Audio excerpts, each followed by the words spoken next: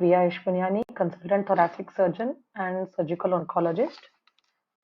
Today, on the last day, I would rather say second last day of the esophageal cancer awareness month, I thought that it's been a long time and let me just go through the basic things we all should know, whether we are doctors or not.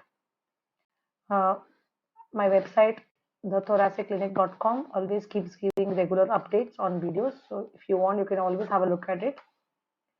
April is celebrated as a esophageal cancer awareness month every year. And today we endeavor to see what are the risk factors, what are the symptoms, the signs, and very broadly what is the treatment for it. क्योंकि normal इंसान को, चाहे वो मैं हूँ चाहे आप हैं, वो कैसे होता है या क्या करके हम कम कर सकते हैं, कब हमें डॉक्टर के पास जाना चाहिए, वो ज्यादा इम्पोर्टेंट है। वो क्या क्या ट्रीटमेंट करते हैं वो एक अलग दिशा होती है और वो डॉक्टर ज्यादातर हमें पूरा समझाते हैं। ये इसोफेजियल कैंसर यानी अननली का जो कैंसर होता है, फूड पाइप कैंसर, इसका बहुत बदलाव देखने को मिला है। बहुत साल पहले ये सिर्फ गरीबों का कैंसर माना जाता था, मतलब कि जो रिच लोग होते थे वो इसको इतना सफर नहीं करते थे। लेकिन अब जाके वो दिखने लगा है कि वो ट्रेंड चेंज हो रहा है, because we are taking the waste of the waste. The risk factors for oesophageal cancer जो देखे गए हैं वो ये है। First, it is 3 to 4 times more common among men than women. मतलब अगर एक वुमन को इसोफेजियल कैंसर होता है तो वैसे 4 आदमियों को होता है। बैरेट्स इसोफेगस वो क्या होता है मैं आपको आगे जाके बताऊंगी। तीसरा, गैस्ट्रो इसोफेजियल रिफ्लक्स डिजीज, मतलब जो जिनका एसिड ऊपर आता है छलक छलक के, बार बार जिनको ये वाला रिफ्लक्स एसिडिटी का प्रॉब्लम होता है वो। वजन ज्यादा होना या स्मोकिंग, स्मोकिंग मतलब हुक्का, सिगार, बीड़ी, सिगरेट, सब कुछ। इसमें से आप क्या क्या चेंज कर सकते हैं?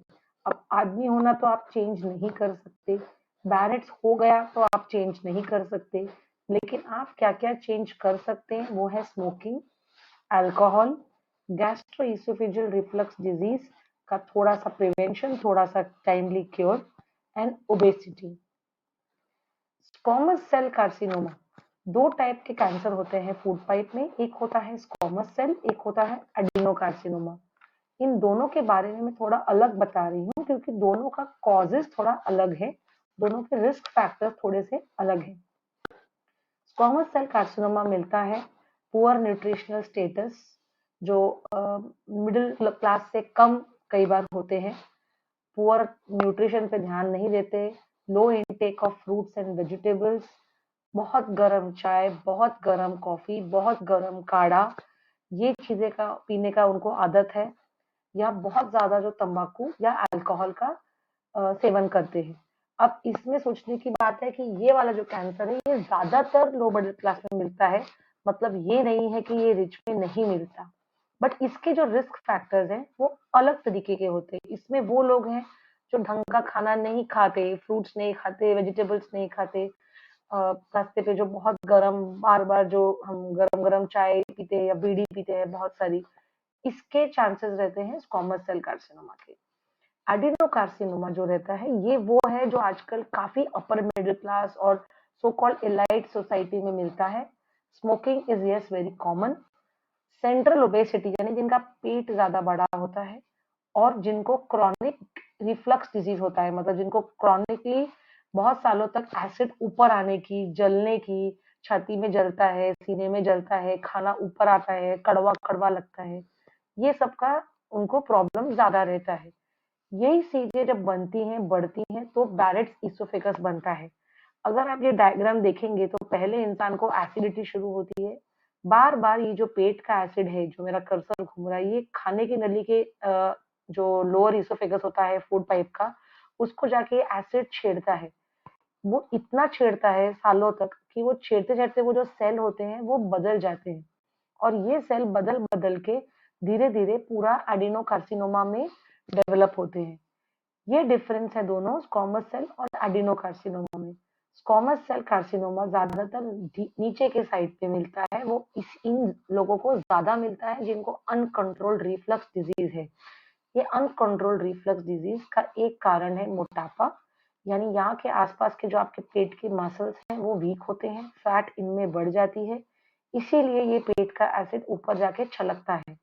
इसलिए स्क्वामस सेल कार्सिनोमा हमारे देश में ज्यादातर लो मिडिल क्लास में मिलता है, जो लोग बहुत बीड़ी पीते हैं, less fruits and vegetables and lot of alcohol and cigarette smoking. Whereas adenocarcinoma ज्यादातर इलाइट क्लास में मिलता है, जो लोग काफी मोटापा में मोटे रहते हैं, वजन ज्यादा रहता है, जिनको ये एसिडिटी की प्रॉब्लम बहुत ज्यादा रहती है। स्मोकिंग दोनों का कारण है।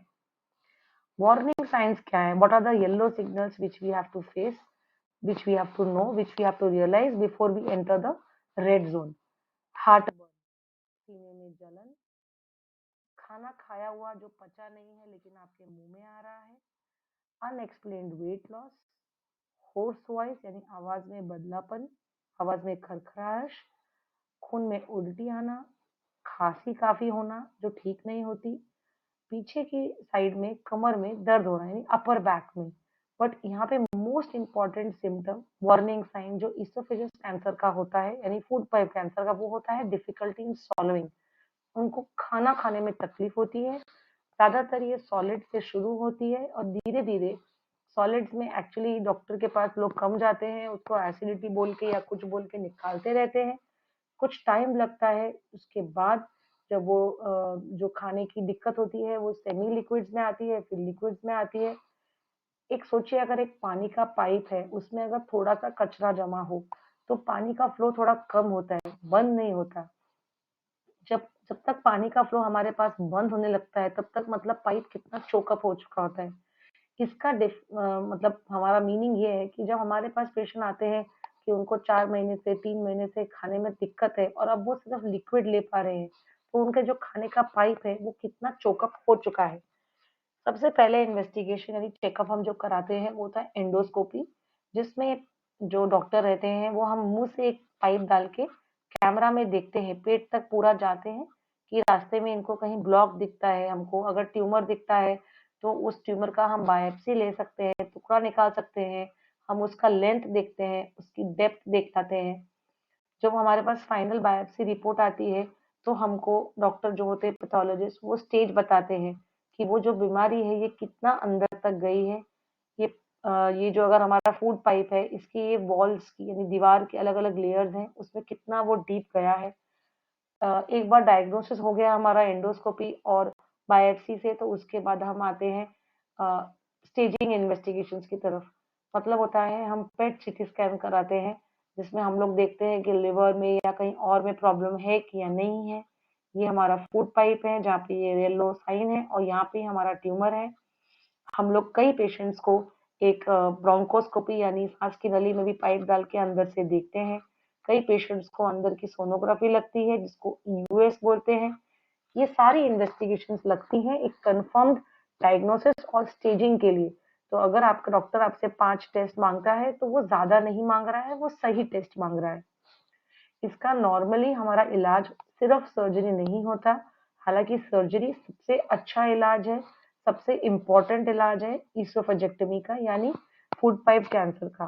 लेकिन नॉर्मली ईसोफेगस कैंसर 2 या 3 टाइप के ट्रीटमेंट्स का कॉम्बिनेशन होता है, कीमोथेरेपी और सर्जरी, या फिर कीमोथेरेपी सर्जरी और रेडिएशन। लेकिन सर्जरी ज्यादातर हर चीज में मिक्स होती है। इसमें हम लोग जितना पोर्शन होता है फूड पाइप का उतना मार्जिन लेके हम लोग कट करते हैं और दोबारा पेट से ही उसे जोड़ा जाता है। इसके कई तरह टाइप्स होते हैं जो कि आपका डॉक्टर आपकी बीमारी के अनुसार आपको बताएगा।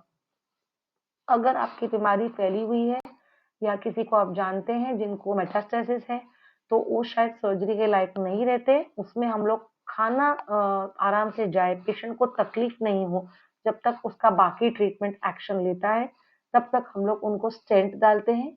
जैसे ये स्टेंट डाला है ताकि पेशेंट जो है कम से कम आराम से खा सके, उसको खाने की जो तकलीफ है वो बंद हो जाए। Oesophageal cancer, food pipe cancer कैसे बचाया जा सकता है? अवेयरनेस मंथ का फायदा तब है जब हम अवेयर हो जाएं। अगर आप अपने आप का सबसे आसान तरीका in oesophageal cancer is quit smoking. And अगर आप स्मोक करते हैं तो you should talk to your doctor about strategies for quitting. कैसे आप क्विट कर सकते हैं, क्या दवाइयाँ लग सकती हैं, क्या काउंसलिंग लग सकती है। लेकिन इन सब की मदद से you should quit smoking. If you don't use tobacco, please don't start. Drink alcohol in moderation if at all. If at all is most important. अगर आपको अल्कोहल चूज लेना ही है, अगर आप चूज करते हैं कि आपको नहीं अल्कोहल लेना है because maybe friends you are liking dislike, but do so in moderation. मतलब कि अगर आप healthy adults हैं तो women of all ages maximum up to one drink a day, and men older than age of 65, and up to two drinks a day for men aged 65 and younger. But that is really avoidable, then do avoid. Eat more fruits and vegetables. कई लोगों को पसंद नहीं है. Definitely, a lot of people are fond of non-vegetarian food, but in the end, fruits and vegetables are important in your diet to prevent food pipe cancer. Maintain a healthy weight. If you're overweight or obese, acknowledge it. Do not shy away from it. Acknowledge, go to a dietitian, visit your doctor, start thinking of ways and means to reduce your weight. Aim for a slow weight, no need of any crash diets. But the most important uh, point in prevention of food pipe cancer अगर है तो वो है quit smoking. And yes, if you have any of the symptoms which I have described, any risk factor, especially if you have chronic acidity problem, do not ignore it. Go to your physician, get a upper GI endoscopy done. There is no harm in doing an endoscopy once in a year or 2 years if you have chronic acidity problem. And meanwhile, aiming for a lifestyle modification along with treatment to reduce it as much as possible. Hope you all stay safe and healthy. Do visit your doctor if there are any issues which you have. Thank you so much. Have a good day.